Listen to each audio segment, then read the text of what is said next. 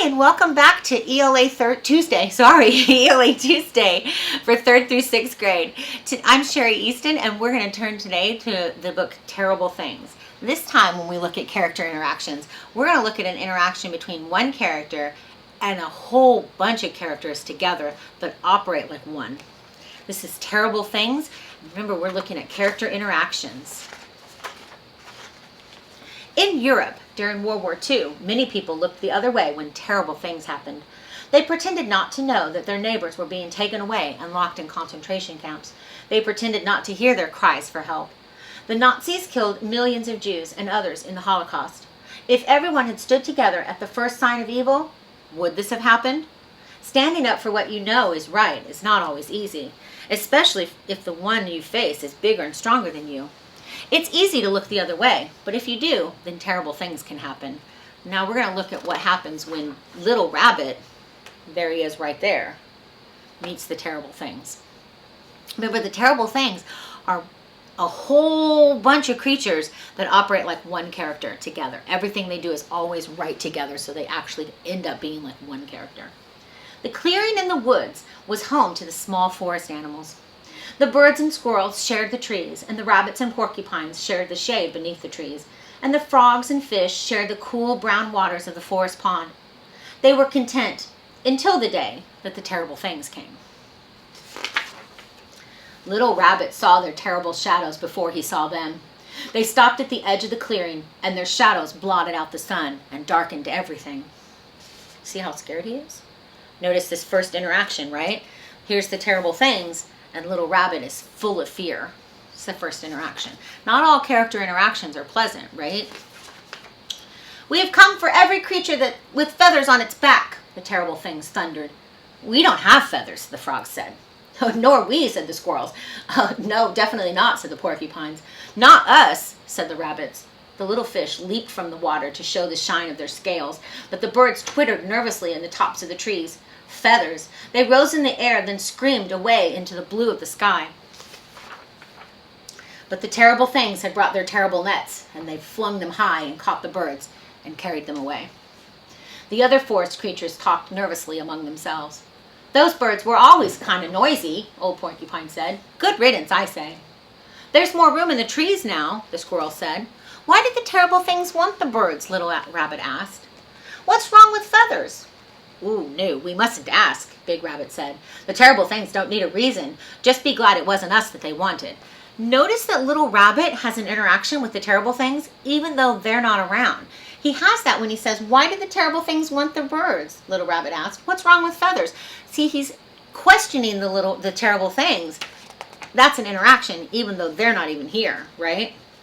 Now there were no birds to sing in the clearing, but life went on almost as before, until the day that the terrible things came back. Little Rabbit heard the thump of their terrible feet before they came into sight. We have come for every bushy-tailed creature who lives in the clearing, the terrible things thundered. We have no tails, the frog said. Nor do we, not real tails, the porcupine said. The little fish leaped from the water to show the smooth shine of their finned tails, and the rabbits turned their rumps so the terrible things could see for themselves that they had little fluffy ball tails, not bushy-tailed. Our tails are round and furry, they said, and by no means are they bushy.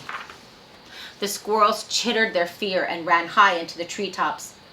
But the terrible things swung their terrible nets higher than the squirrels could run and wider than the squirrels could leap, and they caught them all and they carried them away out of the forest clearing. Those squirrels were greedy, Big Rabbit said, always storing away things for themselves and never sharing.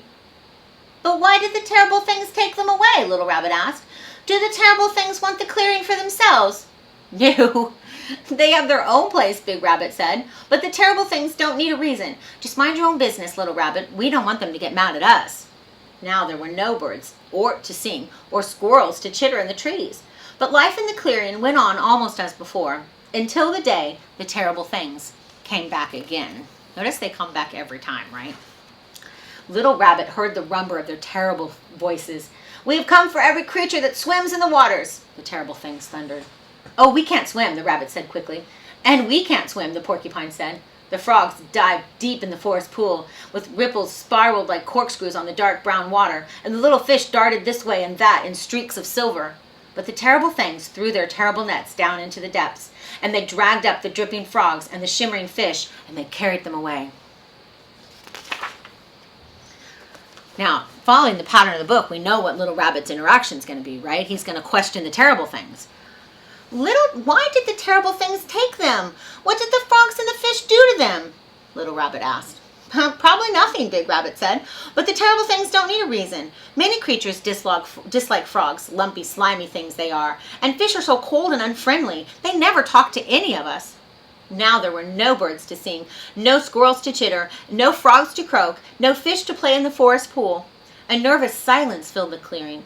But life went on almost as usual, until the day the terrible things came back. Little Rabbit smelled their terrible smell before they came into sight. The rabbits and the porcupines looked everywhere except at each other. Think about why they're not looking at each other. There's an interaction, right? So why are the porcupines and the rabbits not looking at each other?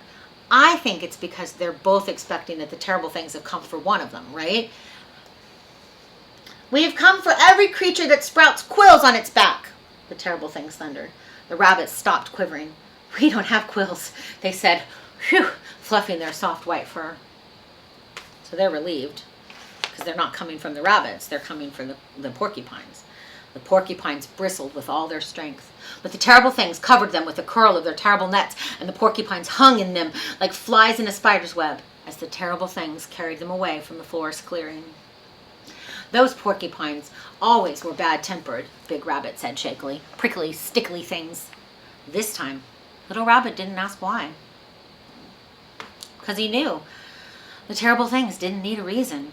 The smell still filled the clearing, though the terrible things had gone. Notice that interaction. I'm going to read that one more time, because this time, Little Rabbit's interaction is to ignore the terrible things, right? He's kind of given up.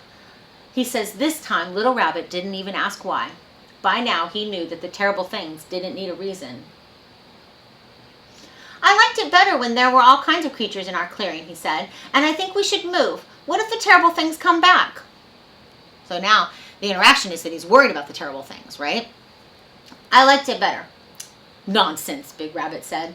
Why should we move? This has always been our home, and the terrible things won't come back. The only ones left are us. We are the right rabbits, and it can't happen to us. As day followed peaceful day, Little Rabbit thought Big Rabbit must be right. Maybe they weren't coming back. He started to feel a little bit more comfortable. Until the day the terrible things came back. Little Rabbit saw the terrible gleam of their terrible eyes through the dark forest, and he smelled again their terrible smell. We have come for any creature that is white, the terrible things thundered. There are no white creatures here but us, Big Rabbit said. We have come for you then, the terrible things said. The rabbits scampered in every direction. Help, they screamed. Somebody help! But there was no one left to help. No fish, no birds, no squirrels, no frogs, no porcupines. Nobody left to help. And the big circling nets dropped over them, and the terrible things carried them away out of the forest clearing. So now Little Rabbit has a pretty horrible interaction with the terrible things, right? In this case, the terrible things caught the rabbits and took them away. But notice who's still here. Little Rabbit somehow got away. So let's see if he's going to interact with the terrible things again. All but Little Rabbit, who was little enough to hide in a pile of rocks by the pond and smart enough to stay so still and so quiet that the terrible things thought he was a rock himself. When they had all gone, Little Rabbit crept into the middle of the empty clearing. I should have tried to help the other rabbits, he thought. If only we creatures had stuck together. It could have been different. Sadly, Little Rabbit left the forest clearing. He'd go tell other forest creatures about the terrible things, and he hoped somebody would listen. So in this story, the one character, Little Rabbit, interacts with a bunch of characters, the terrible things, right? And sometimes his interactions aren't even directly with the terrible things. Sometimes he interacts about them, right? When he questions them or hides from them or is scared by them. That's an interaction. It's a reaction to the terrible things that Little Rabbit has. Let's look back at some of those moments. You can see here, Little Rabbit is already interacting. He's just seen the terrible things. He hasn't even heard them speak yet, right? But he's already interacting with fear. He's responding to them with fear. Let's find another moment.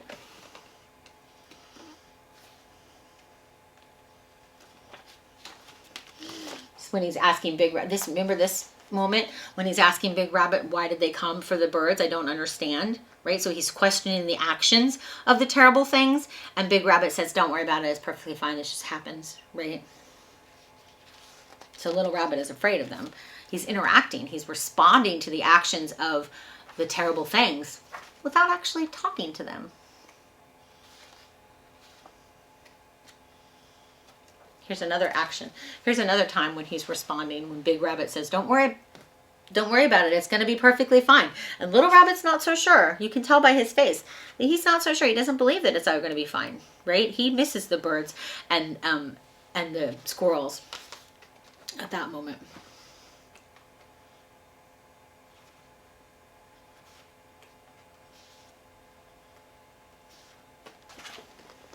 Look at this picture. Here's another time when Little Rabbit interacted with the terrible things. Notice how he's cowering, kind of in fear, like he's shrinking away, right? Because he's so afraid of them. This is when he saw the terrible gleam of their terrible eyes through the forest darkness, right?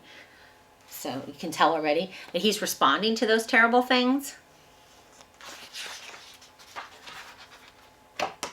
And then at the end, when he hides, right? That's another interaction because he's hiding from them, from the inner. So not only every interaction has to be direct, right? Sometimes you have an indirect interaction where you're responding to the character without actually responding directly to them. And then when Little Rabbit leaves the forest to go off and warn the other forest creatures about the terrible things, that's also an interaction because he's responding to what the terrible things did, right? So now he's saying, I'm going to go and save the other forest creatures, right? That is The Terrible Things by Eve Bunting.